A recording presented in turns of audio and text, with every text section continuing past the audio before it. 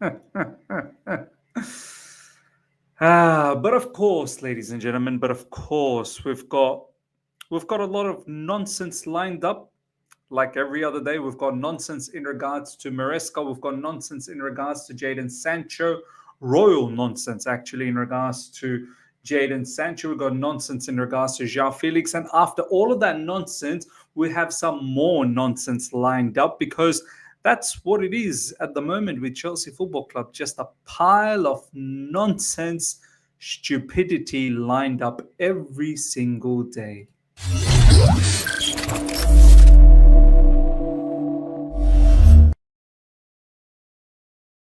Ladies and gentlemen, welcome back to the other side of the coin. Before we get into this, yesterday we had a stellar day with a couple of banging, long formatted video podcasts, and then there was a absolute banger of a video with Eunice. Do check that out. Earlier on in the day, UK time yesterday, had the That's Life podcast with Ryan. Fantastic conversation there. And then later on in the evening, after the Champions League, we dropped the first part of why these owners need to leave ASAP. Collaboration with Eunice. Do give that a watch. You're going to absolutely enjoy it a lot. Part 2 will drop sometime within the next couple of days, that's for sure. But now we are here to unpack all the nonsense that has taken place over the last 24 hours.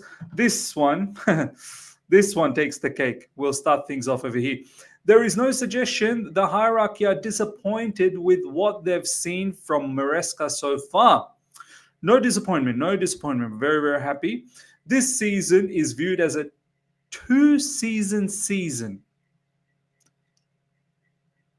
I'm not even sure what that even means. So let me know in the comment section because I've never heard this phrase being used in my lifetime. Now, I don't know whether this is an American thing, but then again, it's Simon Johnson. Is Simon Johnson getting this report directly from someone internally at Chelsea? Most likely. And they must have said two-season season, and Simon Johnson just ran with that. I'm pretty sure he's got no idea what he wrote. Two-season season. I'm seriously not sure what that even means. Due to the Club World Cup. Are they trying to say because the Club World Cup's after the season finishes, it's almost as if it's another season? It's just madness. Anyway, Maresca was also handed a 5-year deal, unlike Pochettino. Now, let's talk about this brief that has landed in front of us. We've seen this brief before. Several times. Under Graham Potter, under Pochettino. Whenever you see this brief come out, it's not good news for the manager. This is the prelude to the eventual sacking. Now, whether the sacking happens or not, that's a separate matter. I've always said Enzo Maresca is not the biggest issue at Chelsea Football Club. That first line, there is no suggestion that the hierarchy are disappointed with what they've seen from Enzo Maresca so far. Yeah, the disappointment should be coming the other way. The disappointment should be from Maresca to the owners, to the sporting directors for assembling a nonsense squad. We saw all the transfers that took place last summer and barely anyone we can use for the remainder of the season because most of them are out on loan elsewhere and enjoying their football elsewhere. We've gone weaker since the January window. So if anything, Enzo Maresca should be disappointed at the owners as opposed to the other way around. Now, having said that, Enzo Maresca is not flawless. Not by any chance. He's been talking like a fraud lately as well. And I've mentioned this. The entire football club is full of frauds, including the journalists that cover all of these briefs. Stupid briefs. You think us fans, we're just going to look at that and just going to say, oh, that's great news. The owners are not disappointed. How can you not be disappointed? Third season in, you're not disappointed. Going around saying two-season season. Are you out of your mind? You're not disappointed. This season's about to go down the drain, honestly. Very, very soon it's about to go down the drain. If it hasn't already started. out of the Carabao Cup, out of the FA Cup. To be honest, we shouldn't really be in the Conference League. That's not a competition for us. But we'll see whether we win that or not. And in the Premier League, got Brighton coming up next, back-to-back matches against Brighton at their home ground. Can we get a victory? After that, it's Aston Villa away from home. Things are already turning ugly. And I know a lot of people will say, but Miz, we're fourth. Yeah. Don't get too carried away with where we are in the table. Understand the situation. Read the room. Feel what's going on. And then tell me, are you okay with where we are in the table? Are you feeling positive that that's how it's going to go? It's a strange feeling at the moment at our football club. Again, of course, strange, but should we really be surprised? Because that's been the precedent since the new owners have come through. So, look, ladies and gentlemen, whether they're disappointed or not, that's not the problem. The problem is these owners, these sporting directors are just taking this club to the bin. That's what they're doing. And the manager, he don't have no backbone. That's been uncovered within the last couple of months, that he's just a puppet. And in all honesty, even if they do get rid of him, so what? They're not going to get anyone that's actually going to make a difference. They're just going to get the next puppet in line so that they can carry out their business. This is how it's going to be. This is how it's going to be. Let me know your thoughts. Next up, ladies and gentlemen, Jadon Sancho. You remember the freedom comment with hands up in the air to Marcus Rashford? And I said, Jadon Sancho, keep your mouth shut, mate. Keep your mouth shut. Focus on Chelsea Football Club. It's not like you're balling out for Chelsea. There's a lot of fans out there, large portion of the Chelsea fan base that are after you. You need to concentrate, work hard, enough of these social media shenanigans. And on top of that, Marcus Rashford don't even want your support. And here it is. Sources close to Marcus Rashford have indicated that he does not appreciate being dragged into Jadon Sancho's tensions with Man United. Rashford wants to stay on good terms with the club and supporters. This comes from Chris Wheeler, who's one of the most notable journalists when it comes to Man United news. So when he's saying it, you take it with some level of seriousness. So Jadon Sancho, how do you feel now? How do you feel now trying to protect your English countrymen who gave you a nice backhanded slap as a return for that support? And in essence, trying to say, my man, don't drag me into your story. Don't give me this freedom BS. You be you, I be me. So Jadon Sancho, how do you feel? How do you feel? I wanted to share this with you guys. I think this is fantastic from Simon Jordan. Check this out, because last time I reported about the whole Jadon Sancho issue, some of you guys, this is what I mean. Hey, nothing's a problem. Nothing is a problem for some parts of our Chelsea fan base. Once you read this, you'll understand why it was a problem.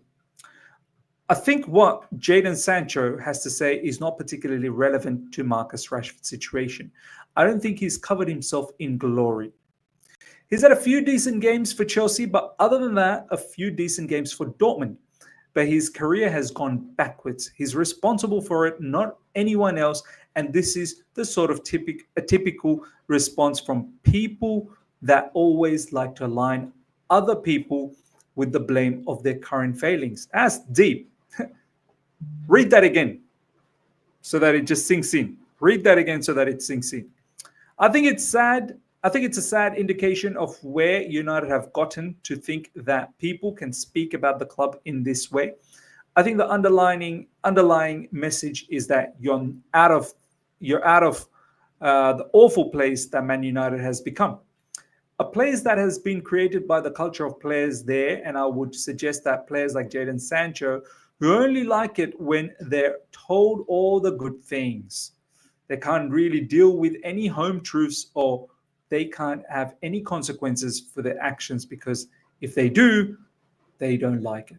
I mean, Simon Jordan has absolutely laid the pile driver, laid the smackdown on Jadon Sancho here. Jadon Sancho, sure, you can do whatever you want to do. Everyone has the right, everyone has the freedom. But be mindful what your comments, what your behavior, what your attitude, what level of consequence it's going to happen. Read the room, understand your situation in life, and ask yourselves, is this worthwhile doing, before you actually even doing that. You have a lot to prove at Chelsea Football Club. Concentrate on that. Don't worry about all of this freedom stuff for Marcus Rashford, who doesn't even want your support. That's all I want to say. That's all I want to say. Despite criticism around his recent performances, Chelsea are very happy with Sancho, and they are protecting the player and their investment. Sancho will be Chelsea player. Its guaranteed final price will be 22 million to 25 million based on league position, coming from Fabrizio Romano. Of course, all of this backlash in regards to Jadon Sancho. The PR is out. Chelsea Football Club, very quick to jump and make sure that Jadon Sancho feels comfortable. Jadon Sancho feels the love that, someone as big as Fabrizio Romano puts out a news like that. Yeah, it's going to gain traction. It's going to, brainwash a lot of people. Our club, they're aware. They're aware what's going on social media, and they put out this news to ensure that Jadon Sancho gets some sort of positive PR. We're not stupid. We're focused on his performances. And if his performances aren't good enough, which it hasn't been in recent times, then he goes on to do these sort of online nonsense. Yeah, you best believe the fans are going to talk about it. Yes. It's one thing if you're performing well, and even then I don't suggest you do these sort of things, but it's one thing you're performing well and you want to run amok on social media, no problems. It's another thing when you don't perform well and you want to act like an idiot on social media, and on top of that, you're getting a backhand slap from the person that you thought you were supporting. Next up, more nonsense. More nonsense. Joao Felix. I didn't ask AC Milan to play every game, just to play in my position. Man's gone to AC Milan and he's talking, hella talking. Every other day he's talking. And now he's saying, I didn't ask them to play me every single game, just play me in my position. Almost to say to Chelsea, never demanded every game, just wanted to play in my position. And Sergio Conceição wanted exactly to put me in my best position. That was crucial for me to pick AC Milan. What is your best position, by the way? Joao Felix, striker. Is that what you're saying? That's what you played for AC Milan so far. I don't know. The second one might have played out in the wing. Maybe he played as a striker. I don't know. But the first one in his debut, I did see that he was playing as a striker, false nine. Is that what he wants to play? Is that what he's sort of trying to hint, that why hasn't Chelsea played him there? Should it have been him as opposed to Nicholas Jackson? I don't know. Nicholas Jackson works his backside off, though. Yeah, he doesn't score enough goals. He should be scoring more. But he's developed. Nicholas Jackson definitely has developed. He gives a lot more off the ball. Can Joao Felix do that? Bottom line, look, there's obviously a good player there with Joao Felix, and maybe our manager should have done better to try and integrate a player of his caliber. But ultimately, the manager has made a decision that no, he thinks there's not enough balance when you play Joao Felix along with Cole Palmer and Nicholas Jackson. He don't want to do that. He doesn't think he's an out-and-out winger. He likes his wingers to be 1v1. And he thinks Joao Felix is more as a number 10. And we've got a number 10 with Cole Palmer. Look, the bottom line is, this relationship is finito. I can't believe Joao Felix just 6 months ago joined Chelsea Football Club, and now this is how he's talking about AC Milan, which is fine. Look, Our mistake. We should have never brought him in the first place, but we needed to finalize the Gallagher situation. Next up, the nonsense continues. Chelsea is always working on future talents. They believe this 16-year-old striker. I can't stop laughing as soon as I see Chelsea believe this 16-year-old striker. Right, don't worry about the rest of the sentence after that. Right there is the problem. Anyway, they believe this 16-year-old striker who they signed, Dastan Satpayev, has special skills, like superpower skills. Like, you know, he's like Superman. He's got you know, all the Superman kind of powers. His Spider-Man, he's got Spidey sensors, this, that, the other. They beat a German club that offered more and got him 3.3 million pounds with add-ons included. Wow, yeah, that's fantastic. We've beaten a German club to get this kid signing special talents. He's got special talent. I don't even know what to say. So many we have seen come through Chelsea and leave. What makes us think that this kid's going to make it? We'll see. We'll see. I can't even think any further than the Brighton game, let alone this kid being 16, thinking what's going to happen in 2 years' time when he can finally join. 2 years' time. 3 years under this new ownership, and we've been in the mud. 2 years' time, I don't know where we're going to be. I'm not really sure. But here we are. Here we are. This is the level of model. This is the model that we have. This is the supermodel that we have. Chelsea co-owner Todd Bowley has bought a minority stake, 49%, in Nottingham-based 100 cricket franchise Trent Rockets for almost 40 million. So our one part of our owner, Todd Bowley, he's going around there and investing more money, which is fine. He's looking for opportunities, and he's bought himself a cricket team. I'm pretty certain he's got no idea what cricket's all about. He's just been told about this situation, and he said, let's jump on it because there's going to be money to be made. It's not because he's in love with cricket. There's money to be made. You understand?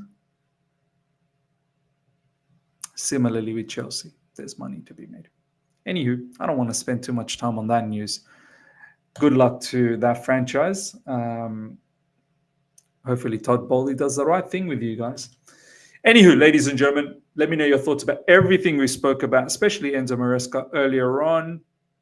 Smash up the like button if you're here for the first time. Subscribe, hit the bell notification to stay in touch with all my content. Until next time, everyone, take care. See ya. Goodbye.